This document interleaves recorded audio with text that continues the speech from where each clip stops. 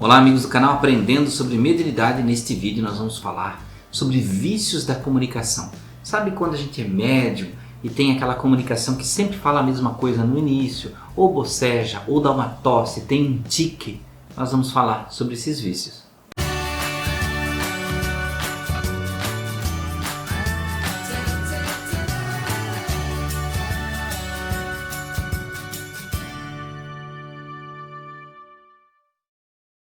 Olá amigos do canal Aprendendo sobre Mediunidade, vamos então falar sobre os vícios da comunicação. Outro dia eu vi esse questionamento, Anderson, eu tenho uma pessoa no centro que faz a psicografia e a psicografia sempre começa com as mesmas palavras, apesar de dizer que são espíritos diferentes, porque são psicografias de pessoas endereçadas a entes queridos, mas sempre começa da mesma forma. Ou começa com mãezinha, paizinho, ou invocando as glórias divinas do Senhor, só que são espíritos diferentes. E por que isso acontece? Bem, acontece que muitos médiuns, a maioria de nós, sempre traz algum tipo de vício que ele foi captado. Quando eu falo vício, é uma repetição, gente? Uma repetição. Isso foi captado de um costume de observação, Ele observou algum tipo de médium dando aquela comunicação e naquela comunicação o médium tinha esse modus operandi, fazia daquela forma. E ele pegou, viu aquele médium como modelo e pegou isso para si, como um modelo de comunicação, acreditando que aquilo ali era válido, era interessante, ou que de repente a espiritualidade que se comunica dessa forma, então eu vou repetir esse mesmo padrão de comunicação. E é uma forma errônea de se ver as comunicações espirituais, até porque as personalidades elas são únicas e não se repetem na comunicação. Mas o que se repete na comunicação? O próprio médium. O próprio médium pode se repetir na comunicação assumindo padrões diferentes, ou seja, padrões repetitivos na comunicação. Ele cria um sistema praticamente. Então, por exemplo, vamos dar um exemplo.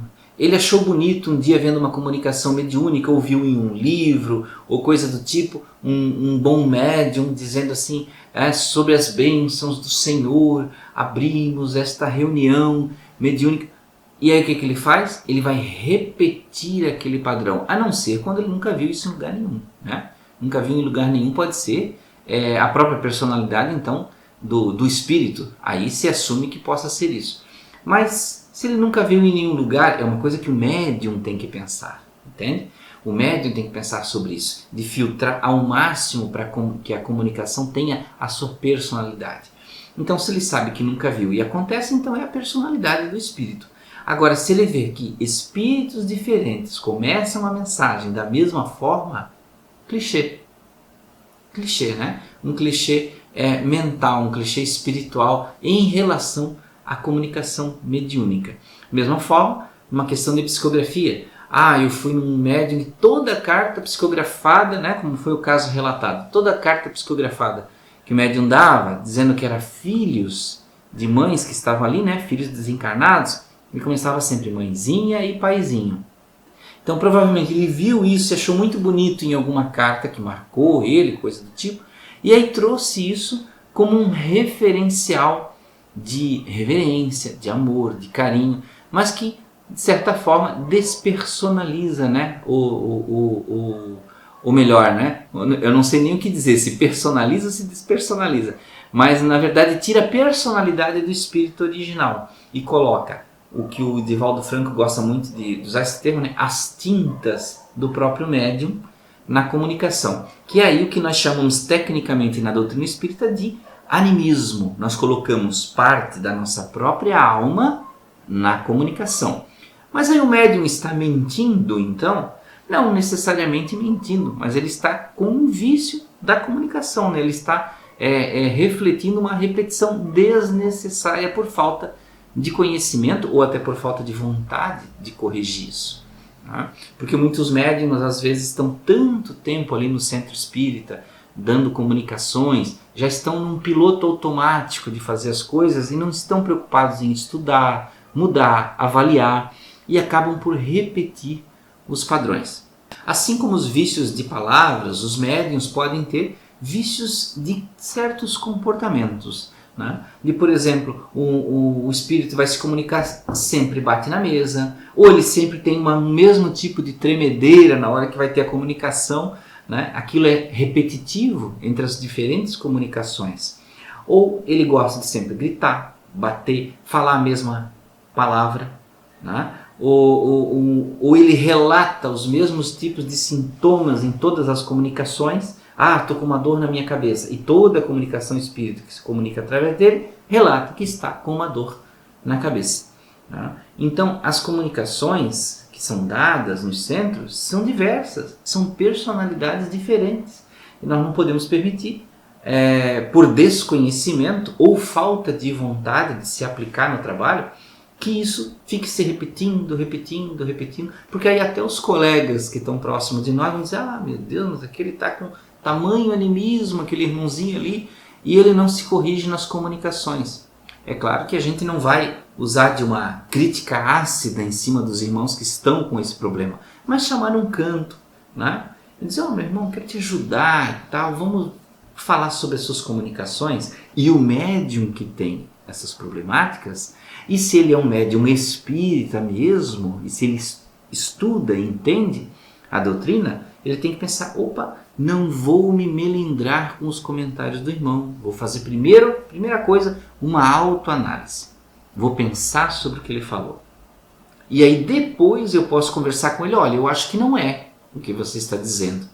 Né? Não é simplesmente dispensar, nós sempre temos que estar abertos no centro espírita para as considerações de outros irmãos quanto às necessidades das comunicações dos espíritos. Até porque nós não estamos ali só para resolver os nossos problemas, nós estamos ali para ajudar os irmãos que precisam. Então, quanto mais nós oferecemos um serviço de melhor qualidade, melhor vai ser para eles. Nós não estamos lá só para salvar a nossa vida, a gente salva com o serviço, né? E com o entendimento dos exemplos, mas nós não estamos lá só achando assim, sou um grande salvador da humanidade, porque estou aqui no centro ajudando os espíritos necessitados. Existem as duas partes, né? Todo mundo se ajuda, todo mundo está ali para evoluir. Mas quanto mais nós evoluímos na questão da qualidade da comunicação, melhor. E não podemos cair no erro de entrar no piloto automático e trabalhar sempre achando que a espiritualidade vai fazer tudo, do jeito que eu faço já está bom, faço assim já há 30 anos, por que eu vou mudar agora? Então você já estagnou muito tempo lá atrás, porque 30 anos é para nós estarmos sempre modificando. Nem o melhor dos mentores espirituais, nem o melhor dos espíritos elevados fica contente por estar parado um minuto sequer. Ele vai sempre querer estar progredindo, aprendendo, evoluindo e modificando. E assim como essas questões, as tossidas, bocejos, até mesmo no passe, né? O médium que sempre ensaia o mesmo modus operandi de bufar, bocejar. Não vou dizer que não possa bocejar, mas ele tem que se conter um pouco para não incomodar a pessoa que está ali recebendo o passe, não criar uma situação constrangedora, mas de uma forma muito contida, de uma forma muito discreta, ele pode, sem exagerar.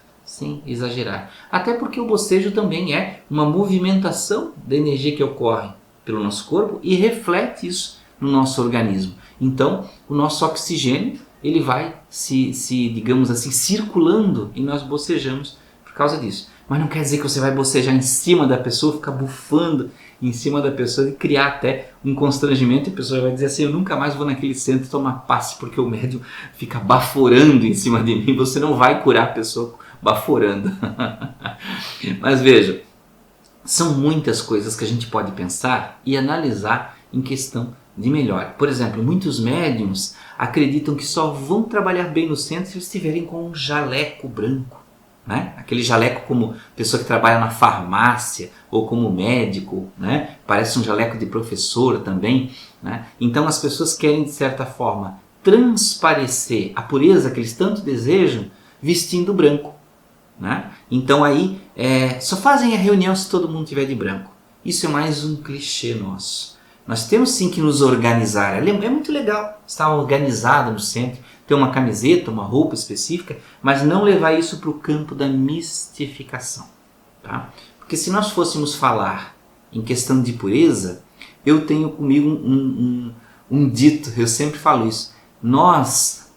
Se nós olharmos lá os nossos pensamentos e por que nós viemos encarnar aqui na Terra, nós não deveríamos, nem mereceríamos colocar uma veste branca. Não seria do nosso merecimento. Mas a gente coloca por um fator de identificação, né? De coisa do tipo. É saudável quando vai até a situação da organização. Quando parte para mistificação, mesma coisa a questão do médium achar que tem que usar certos adereços ou coisa do tipo, ou se ele não tirar o relógio que está no pulso vai interferir na energia da reunião mediúnica. Nada disso interfere, todas essas coisas são mistificações que nós fazemos quanto ao trabalho, porque nada material influencia na energia que vem do plano espiritual, que está em outro padrão energético, que está em outro campo vibracional. Tá? Então não vai influenciar, são energias que perpassam paredes de aço. Por que um relógio? Porque uma pulseira, coisa do tipo, influenciaria. Aí vem o revés da situação. Mas se você acha que aquilo vai prender em alguma coisa, vai fazer barulho na comunicação mediúnica, ou de repente você vai doutrinar e você vai engatar o seu pulso ali com uma pulseira na roupa, no cabelo de outra pessoa, ou você vai dar comunicação e você está usando brincos e você acha que o espírito pode usar disso para prejudicar você, tire. Então, tire, coloque numa caixinha, não na mesa, mas em outro lugar, ou nem vá para o centro com esses adereços, com o relógio, deixe no carro, deixe numa bolsa, ou num guarda-volume, se o centro tiver. Mas são coisas que nós temos que pensar e avaliar. Esse vídeo foi principalmente para falar sobre os vícios que o médium pode ter, se baseando nas comunicações de outros médiuns que ele admira, ou gosta, ou tenha lido em algum livro. Então, meus amigos, espero que tenham gostado de ficar até aqui nesse vídeo. Espero que esse vídeo ajude vocês, que vocês usem, né, esses pensamentos, essas considerações no trabalho de vocês. Tudo o que a gente puder fazer para ajudar a reunião mediúnica a melhorar, nós vamos fazer. Obrigado, até o próximo vídeo.